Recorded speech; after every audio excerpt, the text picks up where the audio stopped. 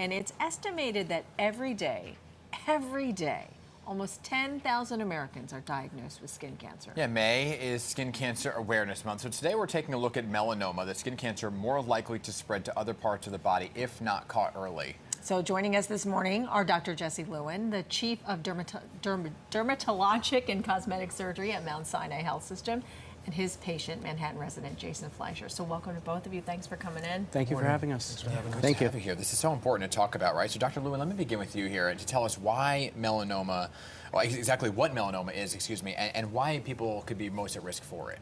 So melanoma is a cancer of the pigment-producing cells in the skin, and when they divide too rapidly, they form a malignancy, they form melanoma. People are at risk if they are fair, have red hair, blonde hair, light eyes, like blue or green eyes, have a history of 5 or more sunburns, greater than 50 moles or atypical moles, and have ever used tanning beds. So those are the people that we target in particular for screening. But it can happen to anybody. It can, any skin type, any age, unfortunately. And one person dies of melanoma every hour in the United States. Wow. The good news is, though, that when caught in its early stages, melanoma is 99% curable. Wow. Well, Jason, Dr. Lewin operated on you. So tell us a little bit about what your condition was and how you discovered it. We actually have photos, I believe, too, while we look at a few photos of what happened to you. So tell us what happened to you, how you even discovered that you had So I check all those boxes. Yeah. Fair, blue eyes, plenty of sunburns. Just going to the dermatologist regularly, and I go annually, and you know, they saw something behind my neck, and they saw something on my temple. On my temple. That was the stage 1. So just by going, thankfully for me, they caught it early, and I'm part of the 99%. That's a good story. Yeah. But I don't think people realize how invasive it can be.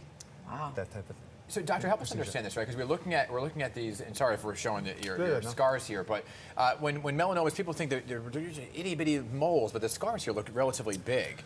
Yeah, so Jason was actually lucky because he had very early stage 0 and stage 1 melanoma. I did a procedure called Mohs micrographic surgery, which allows us to remove the melanoma just with a very narrow margin of normal skin.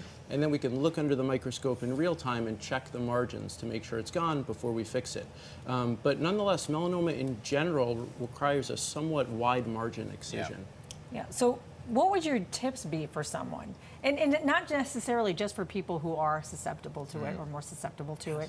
What would you suggest to them then to prevent this from happening to begin with? The risk factors you can mitigate are your sun exposure, not using tanning beds, seeking shade, not being out in the sun between 10 a.m. and 2 p.m., wearing a sunscreen that's an SPF 30 or above and broad spectrum, and just getting screened by your dermatologist. We really know that early detection is key. Yeah. Now that's to prevent, but what if you're somebody who has already done those things, right? Like I'm somebody who's always out in the sun during the summertime, and I have moles all over the place that I was often check. So when you're looking at specific moles, what are the signs to maybe take a look? So that's key. So there are the A, B, C, D, E's of melanoma.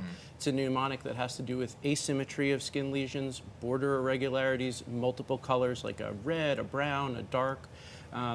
D for diameter greater than a pencil eraser, and E for evolution. And so a changing lesion actually is the best predictor of a melanoma. Yeah. And do you check yourself still, even after the fact? I do, and I'm now going every 3 months to the dermatologist for a couple of years. So, but yeah, I do, but it's hard. I mean, you could see what I look like. You know, it's interesting because I'm somebody who's not the criteria you described, but I have had a few that had to be checked out. I've had one removed on my leg, and I'm somebody who has to go in now every couple of months or every year at least. I try to go to check everything out. What is your advice for most people, especially going into the summer months? So I would say for average risk folks, see a dermatologist once a year, have a head-to-toe check.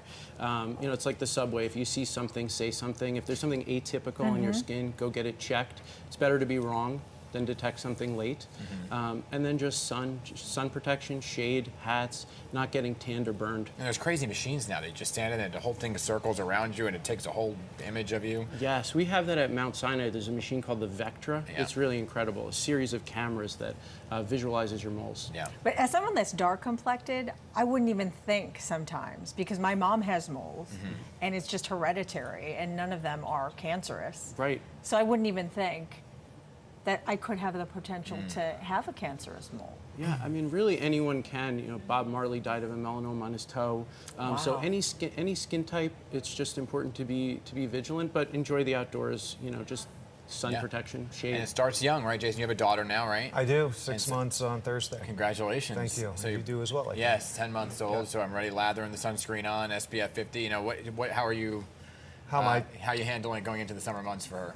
Well, I'm putting on SPF 50 every Yeah. morning, Yeah. and I've invested in a lot of big hats. Yeah. So that's and sun guard shirts. But There you go. Vanity is out the door. that's right. Of That's course, right. absolutely. that's right. Well, thanks to the both of you again for being here and talking about this very important topic as we head into the warmer months. Cancer free. Yes. Glad to hear it. Thank you.